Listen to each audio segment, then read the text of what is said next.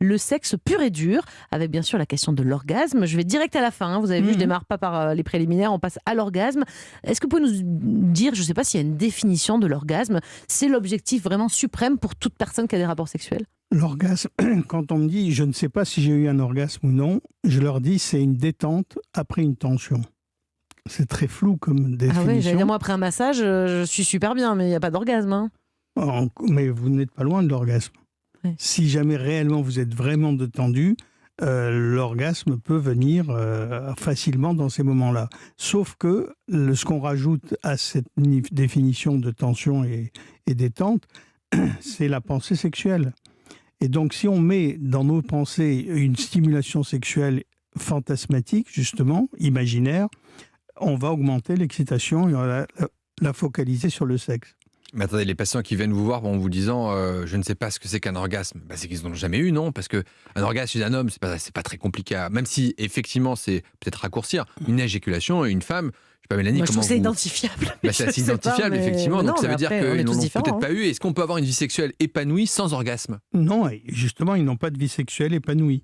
Mais ils n'ont pas conscience de l'orgasme. Et le fait de, quand on n'a pas conscience, on ne sait pas ce que je dois attendre. C'est ça ce qu'ils se disent. Je ne sais pas si j'en ai eu, si je n'en ai pas eu, etc. Et donc, moi, je les aide à ce moment-là à mieux les connaître, à découvrir un peu qu'est-ce qui les stimule pas. Est-ce que s'ils vont, quand ils regardent un film porno ou érotique, est-ce que ça aboutit à quelque chose ou non? Alors, c'est vrai que chez l'homme, il y a l'éjaculation à la fin, en général, et c'est plus facile à repérer.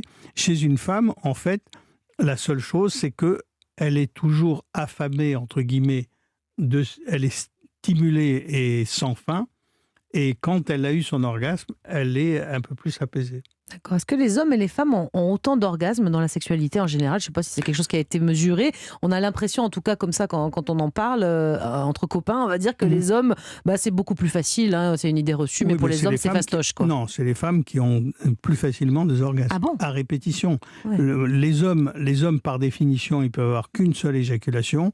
Parce qu'il y a un truc technique qui s'appelle la période de réfractaire après, voilà, donc c'est pas tout de suite, hein, en tout cas. Et les femmes qui disent « je me suis masturbé 10 fois de suite », c'est assez fréquent en consultation spécialisée, si je puis dire. D'accord. Jimmy, vous devez l'entendre moins souvent, vous, en consultation. Non, j'ai d'autres types de problèmes en consultation. Est-ce que l'orgasme peut survenir en même temps chez l'homme et la femme dans les films au cinéma? En simultané, en synchro. Simultané, en 30 secondes, paf, paf, monsieur et madame ont fait leur affaire. C'est facile, easy comme ça. Exactement, et c'est le feu d'artifice. Oui, ça peut arriver. Mais ça n'arrive pas systématiquement. On peut dire même pas souvent, non, quand même. Pas souvent, voilà. Ouais. Et si on veut l'obtenir, il faut qu'il y en ait un des deux qui connaisse son corps, qui sait comment jouer avec ça, qui peut attendre l'autre, etc. Et pour ma part, je le déconseille parce que simplement, à la fin, on se prend la tête. Ouais. On se prend la tête à essayer de savoir... Est-ce qu'elle est prête, pas prête? Est-ce qu'elle est proche de l'obtention de l'orgasme? Ça devient technique en fait. Et on s'oublie. Ouais. Mais si l'homme va trop vite, fin de l'histoire, période réfractaire. C'est réglé. Mais à l'inverse, s'il est lent, ça ne finit jamais. Oui, donc... c'est un exercice difficile apparemment et sur lequel il ne faut pas bloquer, quoi, en fait, c'est ça.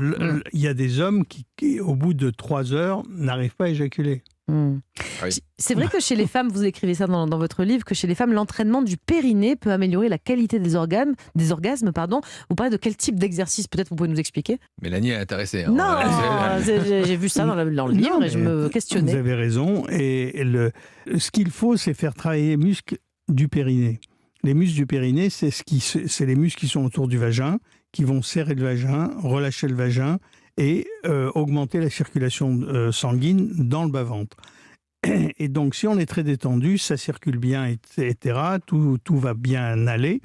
Mais si on veut augmenter les sensations agréables de contraction utérine et vaginale, à ce moment-là, il faut faire de la rééducation du périnée pour renforcer. Il vaut mieux que ce soit bien musclé tout ça, quoi, pour pas avoir... trop tonique, mais suffisamment musclé. Juste ce qu'il faut pour avoir suffisamment de plaisir. Et chez l'homme, on peut muscler son périnée, non, pour avoir peut-être une éjaculation oui, plus alors après, en fait, feu d'artifice, quoi.